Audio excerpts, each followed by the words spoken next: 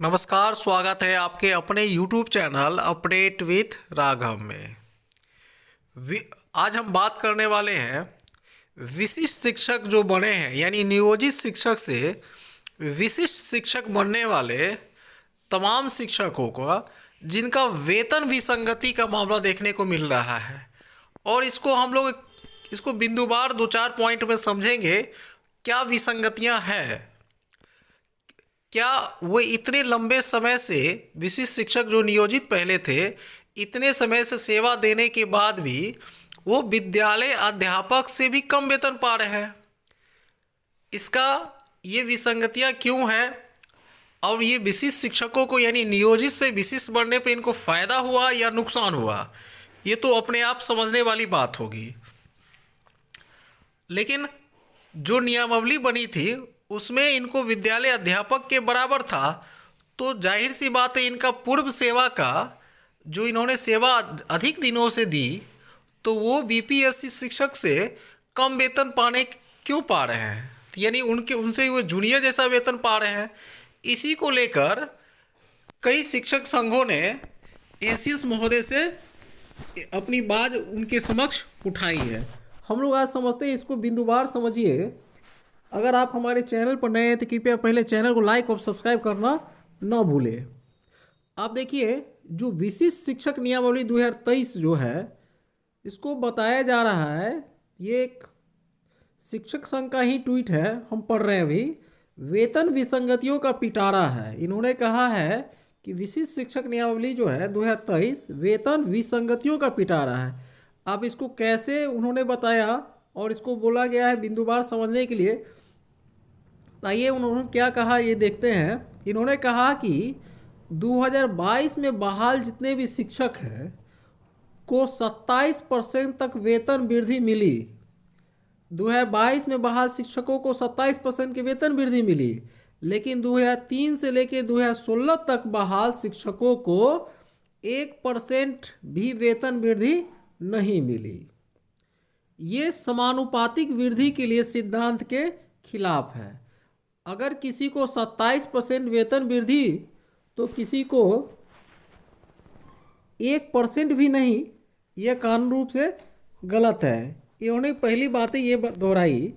दूसरी बात इन्होंने कही है कि स्नातक शिक्षक यानी स्नातक ग्रेड की जो शिक्षक है, जो 6 to 8 और माध्यमिक 9-10 वाले का मूल वेतन एक समान था, यानी 6 to 8 और 9 to 10 वाले का मूल वेतन एक समान था। तो विशिष्ट बनने के दोनों का मूल वेतन में 3,000 का अंतर कर दिया गया। अब जैसे ही ये विशिष्ट, उस समय तो दोनों का मूल वेतन सेम था, तो अभी जो विशिष्ट बने हैं तो दोनों के मूल वेतन में 3,000 का अंतर कर दिया गया है। अब 6 to 8 का जो 28,000, तो 9-10 का मूल वेतन है अभी 31,000 जो है आपका विद्यालय अध्यापक जो नियमावली जो है इसके अकॉर्डिंग, 23 के अकॉर्डिंग। अब ये भी एक विसंगति का कारण बना, क्योंकि ज्वाइन जब किए तो दोनों का मूल वेतन सेम था। अब जो वो विशिष्ट बने हैं तो दोनों के वेतन में 3,000 का डिफरेंस है। इन्होंने तीसरी पॉइंट में बताया विसंगतियों को लेके कि 2022 और 2013, यानी कि देखिए 2022 और 2013 में जितने भी शिक्षक बहाल हुए स्नातक शिक्षकों का वेतन एक समान कर दिया गया।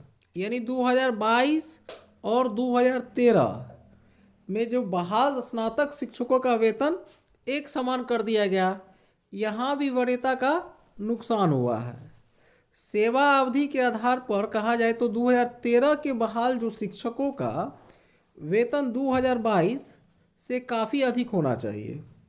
अब सही जाहिर सी बात है, 2013 में जो शिक्षक साथी जो बहाल हुए हैं और जो 2022 में हुए हैं, इनकी तुलना में ये 9 साल सीनियर हो गए।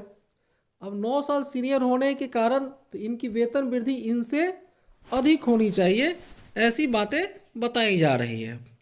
और इन्होंने एक चौथा पॉइंट इन्होंने कहा कि जितने भी नियोजित से विद्यालय अध्यापक बने हैं शिक्षक, यानी कि नियोजित से विद्यालय अध्यापक बने शिक्षकों का जो वेतन है, नियोजित से विशिष्ट शिक्षक बने शिक्षकों से कम हो गया। अब यह समझिए, जो नियोजित से विद्यालय अध्यापक यानी बीपीएससी टीआरई 1, 2, 3 में ज्वाइन किए का वेतन जो है नियोजित से विशिष्ट शिक्षक बने शिक्षकों से कम हो गया।